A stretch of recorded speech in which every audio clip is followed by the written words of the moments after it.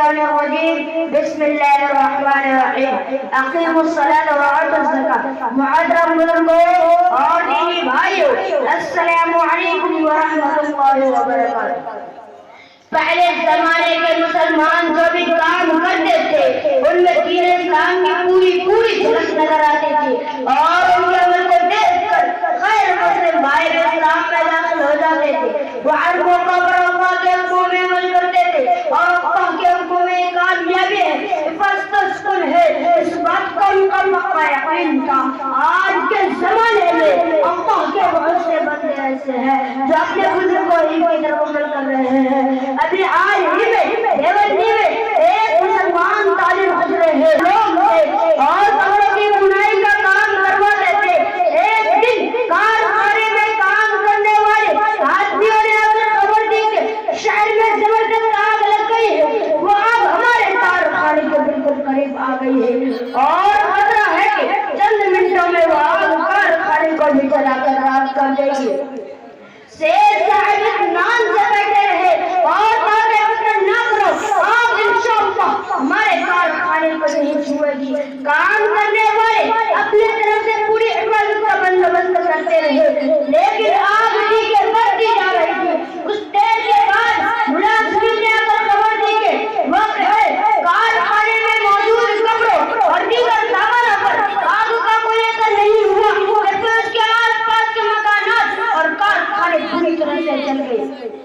شیر صاحب نے اللہ کا شکر ادا کیا اور کہا کہ میں اپنے مال کا ہر سال زکات نکال دیتا ہوں. زکات نکالنے سے مال محفوظ ہو جاتا ہے، اس پر میرا پکا یقین ہے.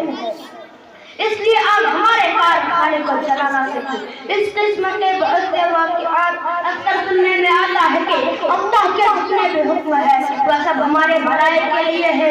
انہیں حکموں میں ایک حکم زکات کا بھی ہے. زکات ہر اس مسلمان پر فرض ہے جس کے پاس 7.5 تولہ سونا یا 52 تولہ چاندی ہو، یا اس کے برابر مال ہے، سامان تجارت، اور وہ سال بھر اس کا مالک بنا رہے. زکات کے معنی ہے پاک کرنا. چنانچہ زکات نکلنے سے آدمی کا مال پاک صاف ہو جاتا ہے، ورنہ مال ناپاک رہتا، اس مال میں برکت نہیں رہتی اور اس دولت کا برباد ہو جانے کا خطرہ رہتا.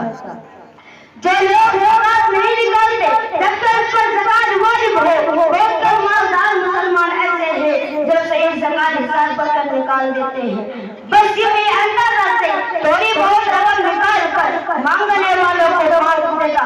اگر صحیح معنوں میں حساب لگا کر زکات نکالی جائے اور وصول کرنے کا اجتماعی نظم ہو تو انشاءاللہ غریبی بے روزگاری دور ہو جائے گی، سب خوشحال ہو، آپس میں محبت ہو. حضور اکرم صلی اللہ علیہ وسلم اور صحابہ کرام کے مبارک زمانہ میں زکات کی ادائیگی پوری ہو رہی تھی، بلکہ بعض لوگ مقدار واجب سے بھی زیادہ خوش دلی کے ساتھ ادا کرنے کی کوشش کرتے تھے. چنانچہ اس زمانہ میں سب مالدار ہو گئے تھے اور ایسے آدمی کا ملنا مشکل ہو گیا تھا جو زکات کا رقم لینے کا حقدار ہو.